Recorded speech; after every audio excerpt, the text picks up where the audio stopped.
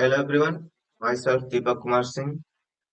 Uh, Today we will discuss about fractional part function. In previous classes we will discuss about so many functions like greatest integer function, exponential function, logarithmic function और बहुत सारे function को हमने define किया था previous classes में और उनकी प्रॉपर्टी देखा था और आज की क्लास में हम क्या देखेंगे fractional part function. Okay, now let us start.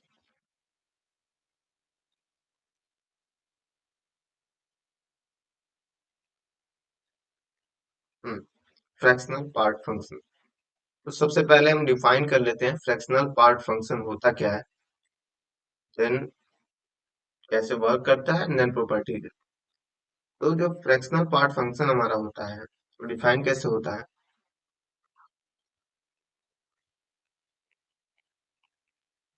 Curly bracket, in curly bracket it is represented by curly bracket. Okay, this is fractional part function y equal to F X equal to bracket curly bracket X. Okay, ये define कहाँ से कहाँ तक होता है. जो f होता है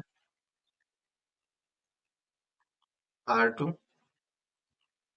R डिफाइन होता है. ओके, अब यहाँ कोडोमेन हमारा चेंज भी हो सकता है क्वेश्चन के अकॉर्डिंग, या फिर कोई अगर बता रहा है, कोई कुछ पूछ रहा है, उसमें हो सकता है कोडोमेन चेंज कर सकता है, बट रेंज हमारा हमेशा डोमेन हमारा हमेशा क्या रहेगा, आर ही रहेगा. Okay, so how it is work, ये वर्क कैसे करता है.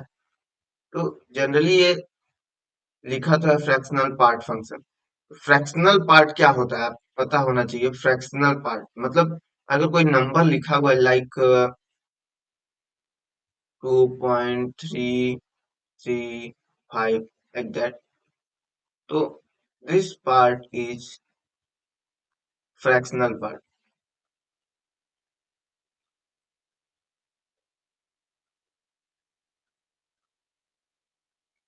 This is fractional, this part is fractional. Okay, इसका जो डेसिमल के बाद का पार्ट है वो फ्रैक्शनल. मतलब ये इसका मीनिंग है. फ्रैक्शनल का जनरली मीनिंग ये है. अब फ्रैक्शनल पार्ट फंक्शन वर्क कैसे करता है ये हम देखते हैं. अगर मान लीजिए कोई एग्जाम एक्स की कोई वैल्यू अगर हम ले लेते हैं लाइक 1.25. ओके, तो अगर जब हम इसे फ्रैक्शनल पार्ट फंक्शन में डालेंगे एक्स को, दैट मीन्स 1.25 को जब हम फ्रैक्शनल पार्ट फंक्शन में डालेंगे तो हमारी जो वैल्यू आएगी वो केवल फ्रैक्शन वाला पार्ट, दैट मीन्स 0.25. ओके, ये पार्ट ये हमारा क्या होगा, वैल्यू होगा फ्रैक्शनल पार्ट फंक्शन का. ओके, अदर एग्जांपल अगर हम ले लें like X is equal to 2.33 ऐसे ले लेते हैं, तो जो हमारा फ्रैक्शनल पार्ट फंक्शन वर्क करेगा 2.33, वो क्या हो जाएगा 0.33. ये हमारी उसकी वैल्यू हो जाएगी. ओके, सो हमें इसके लिए अभी निगेटिव नंबर्स पे भी चेक करना पड़ेगा. तो हम दो कैटेगरी बना लेते हैं, फॉर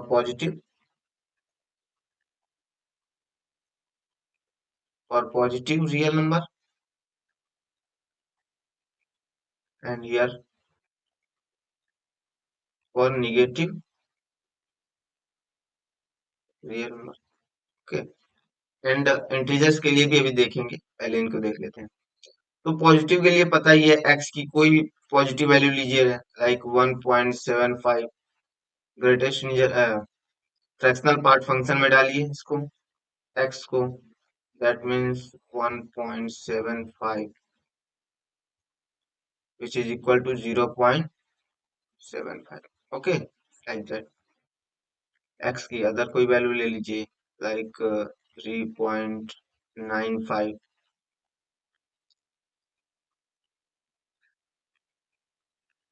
इसमें वैल्यू डालिए 3.95, जो हमारी वैल्यू आ जाएगी वो क्या आ जाएगी 0.95. ठीक है, ऐसे ही कोई अदर वैल्यू ले लीजिए एक्स इक्वल टू 1.25.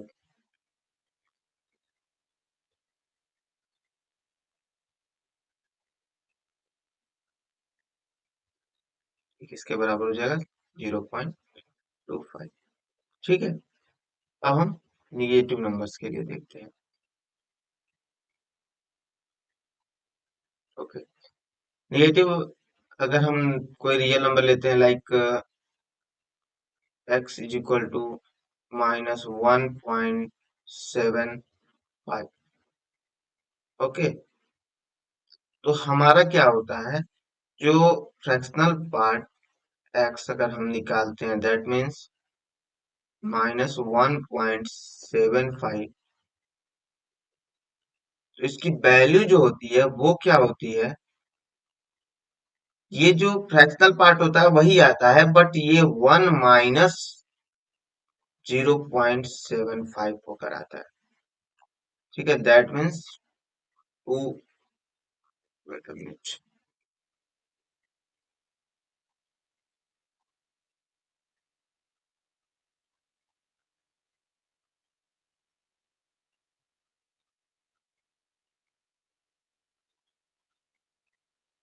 जो हमारा वैल्यू आता है वो क्या होगा, 1 में से 0.75 सब्सट्रैक्ट होगा तो 0.25।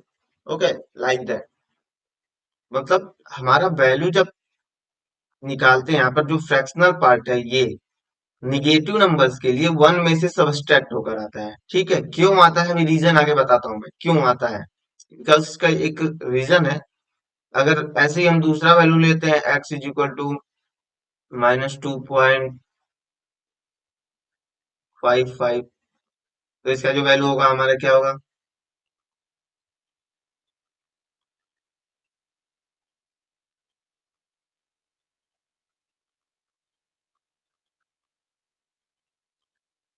1 माइनस 0.2, नहीं 0.55। ठीक है, तो 0.55 सब्सट्रैक्ट होगा 1 में से क्या होगा, 0.45।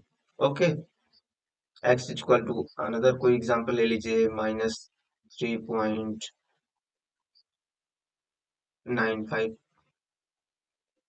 फ्रैक्शनल पार्ट में -3.95 को पुट करेंगे तो वैल्यू क्या आ जाएगा हमारा, 1 माइनस, बताइए, 0.95, दिस इज इक्वल टू 0.05।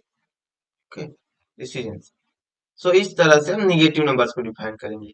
अब ये होता क्यों है, क्योंकि आगे आप मिसलिनियर फंक्शन में पढ़ेंगे एक फॉर्मूला, कोई भी इंटीजर हमारा है या फिर कोई भी एक्स है, वो होता है greatest integer function of x plus fractional part function of x के बराबर होता है। ठीक है, अगर हम, ये हमारा एक फॉर्मूला है, आगे हम पढ़ेंगे, आगे की क्लासेस में हम देखेंगे इसको, ये होता कैसे वर्क करता है। जैसे मान लीजिए आपने कोई 1.25 कोई एक ले लिया पॉजिटिव रियल नंबर, अगर आप इसका ग्रेटेस्ट इंटीजर फंक्शन निकालेंगे तो क्या हमें मिलेगा, 1 मिलेगा। अगर आप इसका फ्रैक्शनल पार्ट फंक्शन निकालेंगे, अगर हम यहाँ x इक्वल टू 1.25 लेते हैं तो 1.25, इसकी वैल्यू क्या आ जाएगी, 0.25। अब देखिए इन दोनों की value, that means x is equal to 1.25 is equal to, इन दोनों को सम करिए, मतलब 1 प्लस 0.25, वैल्यू क्या आ गई, 1.25। हो गया, सेटिस्फाई कर दिया। ये तो फॉर पॉजिटिव था। अगर हम निगेटिव को ले देखते हैं, इस फॉर्मूले का सेटिस्फाई कराएं, तो अगर यही -1.25 हम लेते हैं, तो हमको पता है x इक्वल टू लेते हैं, ग्रेटेस्ट इंटीजर फंक्शन में अगर इसको हम डालें दैट मीन्स -1.25 को डालें, तो हमारा जो वैल्यू आएगा वो क्या आएगा, -2 आएगा, क्योंकि ये -2 और -1 के बीच में लाई कर रहा है और उसमें से लीस्ट कौन है, -2 है, तो वैल्यू हमारे यहाँ -2 आ जाएगा। और अगर यही फ्रैक्शनल पार्ट में डालें इसको -1.25 को, अगर ये पार्ट आता केवल 0.25, तो हम ऐड करते, अगर इसमें -2 में हम ऐड करते हैं दैट मीन्स अगर इफ इसकी वैल्यू क्या आती, 0.25 आती। ठीक है, तो क्या होता है अगर हम ऐड करते हैं X is equal to -2 plus 0.25। ठीक है, अगर इसको ऐड करते तो हमारी वैल्यू क्या आती? तो हमारी वैल्यू आ जाती -1.75। और यहाँ पर क्या है, -1.25 है। क्या ये एग्जैक्ट है? नहीं। ये इस इक्वेशन को सेटिस्फाई कर रहा है? नहीं कर रहा है, तो ये गलत है। इसी की वजह से ये वैल्यू यहाँ ना आकर के, ऐसे ना आकर के क्या आता है हमारा, फ्रैक्शनल पार्ट फंक्शन में डालते हैं तो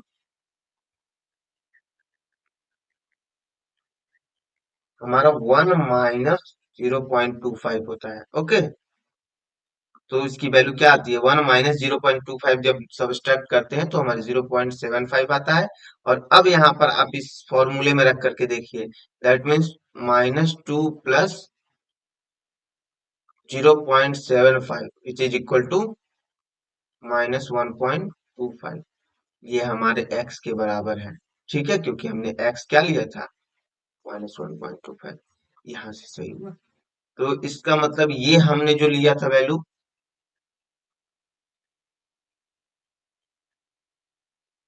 हमारी ये वैल्यू जो है वो क्या है, गलत है। क्यों गलत है? क्योंकि ये सेटिस्फाई नहीं कर रहा है इसको। बट ये वैल्यू हम जो जो हम ये निकाले, ये हमारा क्या है, सही है, क्योंकि ये इस इक्वेशन को क्या कर रहा है, सेटिस्फाई कर रहा है। इसीलिए हम नेगेटिव नंबर्स को, जो नेगेटिव रियल नंबर्स हैं, उनमें जब हम वैल्यू निकालते हैं तो वन में से सबट्रैक्ट करके निकालते हैं। इसीलिए करते हैं, क्यों? क्योंकि हमें पता है इस इक्वेशन को सेटिस्फाई नहीं करेगा। ओके, सो नेक्स्ट, पहले हम एक रियल नंबर्स के लिए भी, इंटीजर्स के लिए भी चेक कर लेते हैं। जैसे अगर x is equal to integers हो, जैसे x is equal to 5, x is equal to 2, x is equal to -3, x is equal to -4। ठीक है, तो ग्रेटेस्ट इंटीजर फंक्शन ऑफ 5 क्या होगा, 0 होगा। क्यों? 5 को हम लिख सकते हैं 5.0, 0.0 या 0, बात एक ही हो। ठीक है, सो ऐसे भी हम देख सकते हैं, बट आपको जनरली याद क्या रखना है, किसी भी इंटीजर्स का इंटीजर इसमें आएगा तो वैल्यू 0 आएगी। ओके, सीधा ठीक। अगर माइनस भी लेते हैं, -4 ले लेते हैं, इसकी वैल्यू भी 0 आएगी। ओके, अगर कंप्लीट इंटीजर है तो उसमें उसको हम फ्रैक्शनल पार्ट फंक्शन में डालेंगे तो वैल्यू 0 आएगी। Okay, now let us talk about it's graph. So this is graph of fractional part function. Okay, ये कैसे होता, कैसे है, हम चेक कर सकते हैं। आप कोई भी वैल्यू डालिए, लाइक 0.25। ठीक है, 0.25 आपने मान लीजिए डाला, वैल्यू यहाँ पर है। इसको फ्रैक्शनल पार्ट फंक्शन में डालेंगे, वैल्यू क्या आएगी, वही आएगी 0.25। कलर चेंज कर लेते हैं। ओके, तो यहाँ देखिए, ये जो लाइन अभी वर्क कर रहा है, ये y equal to X line की तरह वर्क कर रहा है यहाँ तक। तो y equal to X line मतलब y x की जो भी वैल्यू पुट करोगे, y की वही वैल्यू आएगी। ठीक है, बट यहाँ तक 1 पे जैसे ही पहुंच रहे हैं तो हमारी वैल्यू क्या हो जाएगी, 0 हो जाती है। That mean greatest integer function of 1 is equal to 0। क्योंकि देखिए यहाँ पर सर्कल बना हुआ है। सर्कल क्यों बना हुआ है, बिकॉज यहाँ 1 की वैल्यू इसमें लाई नहीं कर रही है। 1 की वैल्यू फिर यहीं पे आ जा रही है, 0 पे। ये x एक्सिस है, ये y एक्सिस है। ठीक है, मतलब F X Y equal to F X जो है, तो जैसे ही हम x इक्वल टू 1 पुट कर रहे हैं, तो हमारा ये जहां जो वैल्यू है y एक्सिस पे, वो क्या हो जा रही है, यहाँ पर नहीं आकर के यहाँ सीधा आ जा रही है। ठीक है, ग्राफ यहीं से स्टार्ट हो रहा है ना, तो ये 1 पे वैल्यू क्या हो जा रही है, 0। फिर 1 पॉइंट समथिंग लीजिए, 1.25।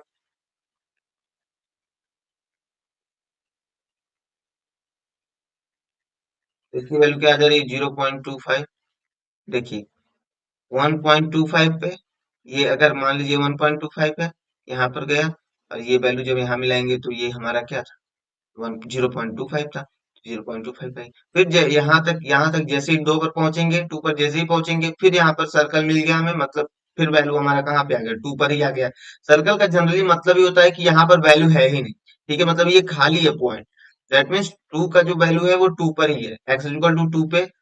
ये 2 पे होने का मतलब क्या है, वाई जस्ट 0 पे आ जा रहा है, और एक्स एक्सिस पे ही वैल्यू रह जा रही है, मतलब एफ एक्स की वैल्यू जो हो रही है क्या हो जा रही है, 0 हो जा रही है, मतलब इज इक्वल टू 0 हो जा रहा है। अब निगेटिव, सिमिलरली हम निगेटिव के लिए देखते हैं अगर, तो देखिए यहाँ पर हो क्या रहा है, यहाँ ग्राफ से ज्यादा क्लियर होगा। अगर यहाँ पर हम -1.25 लेते हैं तो जो वैल्यू हो रही है देखिए कहाँ जा रही है, यहाँ पर आ रही है। अगर हम x इज इक्वल टू -0.25 ले रहे हैं, तो जो इसकी ग्रेटेस्ट फ्रैक्शनल पार्ट फंक्शन की वैल्यू आ रही है वो क्या हो रही है,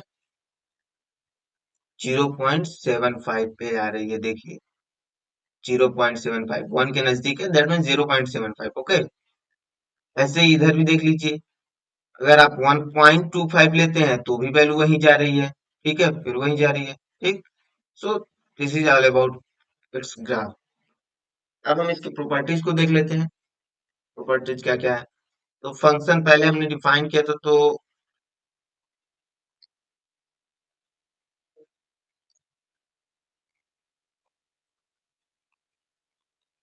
डोमेन इसका क्या है, आर है, कोडोमेन, वो भी हमने आर लिया है, फंक्शन क्वेश्चन में डिफाइन कर सकता है, अगर चेंज करेगा तो ठीक है, नहीं चेंज करेगा तो आप आर ले सकते हैं। ओके, रेंज क्या है, रेंज है हमारा, देखिए जो वैल्यू लाई कर रही है वो कहाँ से कहाँ तक लाई कर रही है, 0 से, मतलब y की वैल्यू 0 से लेकर के 1 नहीं हो रही है। 1 पर क्या है, सर्कल है, y एक्सिस पे वैल्यू देखिए, 1 पे क्या है हमारा, सर्कल हर जगह है, मतलब वैल्यू 1 पे तो नहीं हो रही है, 1 के जस्ट पहले तक है बट 1 पे नहीं है, बट 0 पे भी है। ठीक है, क्योंकि इंटीजर्स की वैल्यू 0 होती है, तो इसका मतलब 0 तो है वैल्यू, बट 1 नहीं है, मतलब 0 से लेकर 1 है, बट 1 पे क्या रहेगा हमारा, ओपन इंटरवल रहेगा। तो रेंज हमारा क्या हो जाएगा, 0 तो है इसलिए क्लोज इंटरवल, और 1 पे 1 नहीं है वैल्यू इसलिए ओपन इंटरवल। ठीक है, इसका मतलब क्या होता है कि क्लोज इंटरवल जब लगाया जाता है किसी नंबर के पहले, मतलब ऐसे ब्रैकेट हम बना रहे हैं, इंटरवल बना रहे हैं और क्लोज इंटरवल लगा रहे हैं, तो इसका मतलब ये है कि 0 इंक्लूडेड है, मतलब 0 रेंज में आ रहा है बट 1 नहीं आ रहा है, क्योंकि यहाँ पर ओपन इंटरवल है। इसका मीनिंग ये होता है। Okay, now let us talk about one one one one minimum.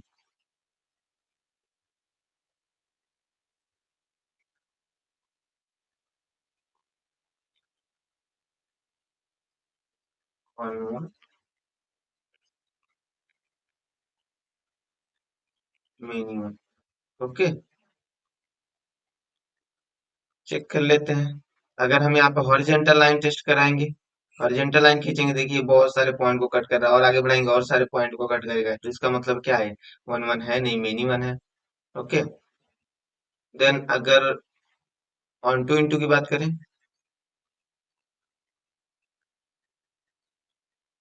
तो देखिए यहाँ पर कोडोमेन और रेंज इक्वल नहीं है, इसलिए फंक्शन क्या है, इंटू है। ठीक है, जब वन वन ऑन टू है नहीं, मतलब मेनी वन इंटू है, तो इसलिए बाइजेक्टिव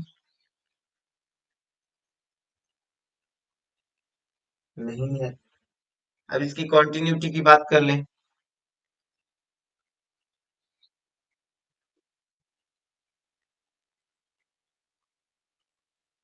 हम्म, तो कॉन्टिन्यूअस कहाँ कहाँ पे है, कॉन्टिन्यूअस हर जगह है एक्सेप्ट इंटीजर्स। देखिए आप कोई वैल्यू पुट करिए, वैल्यू तो आ रही है, बट जैसे ही इंटीजर पे पहुंच रहा है ग्राफ ब्रेक हो जा रहा है, मतलब 1 पे पहुंच रहा है ब्रेक हो जा रहा है, 1 पे पहुंच रहा है ब्रेक हो जा रहा है, 1 पे पहुंच रहा है ब्रेक हो जा रहा है, मतलब सारे इंटीजर्स पे ग्राफ टूट रहे हैं। एक्स की इंटीजर वैल्यू डालिए, वहां पे ब्रेक हो जा रहा है, ब्रेक हो जा रहा है, ब्रेक हो जा रहा है। ठीक है, तो इट इज कॉन्टिन्यूअस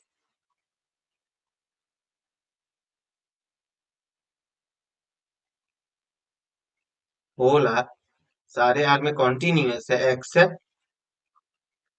इंटीजर्स, क्योंकि इंटीजर्स पे जो वैल्यू हो जा रही है वो हमारी जीरो हो जा रही है। एंड सिमिलरली वेरिएबल या डिफरेंशिएबल भी वही है बात है, होल आर में except integers. Okay, so this is all about. और ये फंक्शन नाइदर ऑड होता है nor even, neither odd nor even, ठीक है। ऑड भी नहीं है, इवन भी नहीं है। क्यों नहीं है? क्योंकि देखिए, अगर वाई एक्सिस को आप मिरर की तरह ट्रीट करते हैं तो हमें इधर भी जाने पे पॉइंट मिलना चाहिए, जितने डिस्टेंस पे इधर पॉइंट मिलेगा उतने डिस्टेंस पे इधर भी पॉइंट मिलना चाहिए। बट अगर हम यहाँ पर टेस्ट करें, अगर हम यहाँ पर टेस्ट करें, दैट मीन्स जितने पॉइंट पे यहाँ से अगर हम इतने पॉइंट पे गए तो हमें इतने डिस्टेंस पे गए हमें पॉइंट मिला, बट अगर सिमिलरली डिस्टेंस जाते हैं हमें पॉइंट नहीं मिलता है, तो वाई एक्सिस मिरर की तरह वर्क कर नहीं रहा है। दूसरी बात, अगर हम पॉइंट के लिए टेस्ट करेंगे, ओरिजिन को अगर मिरर की तरह ट्रीट करेंगे तो यहाँ जाने पर पॉइंट मिल रहा है, बट हम नीचे आ रहे हैं तो पॉइंट नहीं मिल रहा है। सो इसलिए ये वाई एक्सिस भी हमारा क्या है, मिरर इमेज का वर्क कर नहीं रहा, तो इसलिए neither out nor in. Okay, so this is all about fractional part function.